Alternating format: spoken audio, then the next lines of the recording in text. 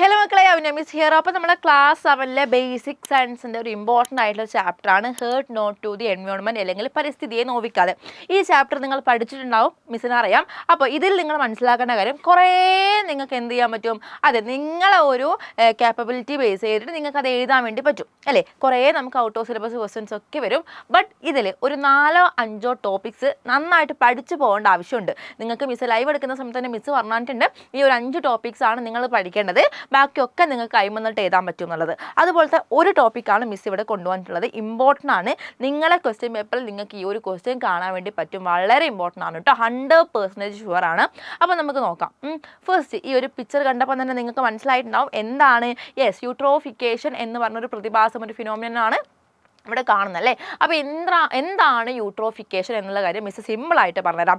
അതായത് ഇവിടെ ഒരു ഫീൽഡ്, ഒരു നെൽപ്പാടോ അങ്ങനെ എന്തേലും ഒരു ഫീൽഡ് ഉണ്ടെങ്കിൽ ആ ഒരു അവിടെയുള്ള കൃഷി നന്നായിട്ട് വളരാൻ വേണ്ടിയിട്ട് നമ്മൾ കർഷകർ എന്ത് ചെയ്യും, അതെ, ചിലപ്പോൾ കെമിക്കൽ ഫെർട്ടിലൈസേഴ്സ് അല്ലേ, നമ്മളെ ഈ ജൈവ വളങ്ങളോടൊപ്പം രാസവളങ്ങളും ചിലപ്പോൾ ഇടാറുണ്ട് അല്ലേ. അങ്ങനെ ഇപ്പോൾ രാസവളങ്ങളിൽ അത്യാവശ്യം നല്ല പോയിസൺ ആയിട്ടുള്ള വളങ്ങളൊക്കെ ഉണ്ട്. നന്നായിട്ട് ഈ ചെടീനെ വളർത്താൻ പറ്റുന്ന വളങ്ങളുണ്ട്. ഓക്കെ, അപ്പം ഇവിടെ നമ്മൾ ചെടിക്ക് നല്ല വളങ്ങളൊക്കെ ഇട്ട് കൊടുത്തു. അപ്പോൾ ഈ ഒരു ഫീൽഡിൽ നമ്മൾ കുറച്ച് വേസ്റ്റ് ഭാഗങ്ങളൊക്കെ ഉണ്ടാവുമല്ലോ അല്ലേ. അപ്പോൾ അതൊക്കെ ഒഴുക്ക് വിടുന്നത് ഇതുപോലത്തെ ഏതെങ്കിലും ഒരു തോട് അല്ലെങ്കിൽ പുഴ, അങ്ങനത്തെ എന്തെങ്കിലും ഒരു റിവർ, അങ്ങനത്തെ എന്തെങ്കിലും സ്ഥലത്താണെങ്കിൽ ഒന്ന് ആലോചിക്കുക, ഇങ്ങനെ ഒഴുകി പോവുകയാണ് ആ വേസ്റ്റ്. അപ്പോൾ ആ ഒരു പുഴയിൽ നിങ്ങൾക്കറിയാം കുഞ്ഞു കുഞ്ഞു ക്രിയേച്ചേഴ്സ് ഉണ്ടാവും അല്ലേ, കുഞ്ഞു കുഞ്ഞു ഓർഗാനിസംസ് ഉണ്ടാവില്ലേ, കുഞ്ഞു കുഞ്ഞു ആൾക്കാരെ നിങ്ങൾ പുഴയിൽ കാണാറില്ലേ, അങ്ങനെ കാണാറുണ്ട്. അതുപോലെ തന്നെ കുഞ്ഞു കുഞ്ഞു പ്ലാന്റ്സ് അല്ലേ, സസ്യങ്ങൾ നിങ്ങൾ പുഴയിൽ കാണാറില്ലേ, കാണാറുണ്ട്. അപ്പം ഈ ഒരു ഫീൽഡിൽ ആ വളം കിട്ടിയിട്ട് അവിടുത്തെ ചെടി നന്നായിട്ട് വളർന്നിട്ടുണ്ടെങ്കിൽ ഈ പുഴയിലെ ചെടിയും നന്നായിട്ട് വളരില്ലേ, പുഴയിലെ ചെടിയും നന്നായിട്ട് വളരും അല്ലേ. അങ്ങനെ വളർന്ന് ഏകദേശം ഈ ഒരു രൂപത്തിലെത്തും. അതായത് മൊത്തത്തിൽ കാട് പിടിച്ച പോലെ ആ ചെടി വളരും അല്ലേ. അപ്പോൾ നമ്മൾ പുഴയുടെ മേലെ മുഴുവൻ ആ ചെടിയായിട്ട് നിങ്ങൾക്ക് ഇങ്ങനെ കാണാൻ പറ്റും. ഈ പച്ചപ്പ് കാണുമ്പോൾ നമുക്ക് ഭയങ്കര സന്തോഷമല്ലേ, എന്താ പച്ചപ്പ്, ഇത് മോശമാണ് എന്നുള്ള കാര്യം നമുക്ക് ഇപ്പം അറിയാം അല്ലേ.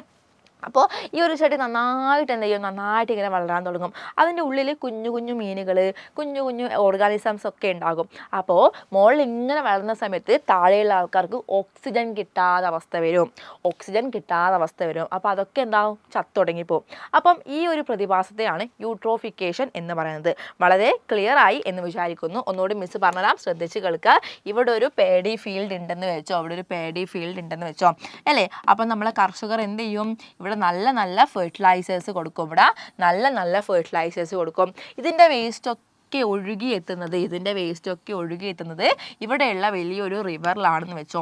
ഇവിടെ എന്തുണ്ടാകും, ഇവിടെയും കുഞ്ഞു കുഞ്ഞു ക്രിയേച്ചേഴ്സൊക്കെ ഉണ്ടാകും, കുഞ്ഞു കുഞ്ഞു മീന്, കുഞ്ഞു കുഞ്ഞു പാറ്റകളൊക്കെ ഉണ്ടാകും. ഇവിടെയും നിങ്ങൾക്ക് എന്ത് കാണാൻ പറ്റും, ചെടികളെ ഇങ്ങനെ കാണാൻ വേണ്ടി പറ്റും.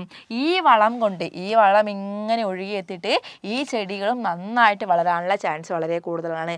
ചെടി വളർന്ന് നമ്മൾ റിവറിൻ്റെ മേലെ ഇങ്ങനെ കവറാവാൻ തുടങ്ങുന്ന സമയത്ത് ഈ കുഞ്ഞു കുഞ്ഞു ക്രിയേച്ചേഴ്സിന് എന്താകും, ശ്വാസം മുട്ടാൻ തുടങ്ങും അല്ലേ, അവിടെ ഓക്സിജൻ കിട്ടാത്ത അവസ്ഥ വരും. അപ്പോൾ ഈ ഒരു പ്രതിഭാസത്തെയാണ് യൂട്രോഫിക്കേഷൻ എന്ന് പറയുന്നത്. ഓക്കെ, ക്ലിയർ ആണ് എന്ന് വിചാരിക്കുന്നു.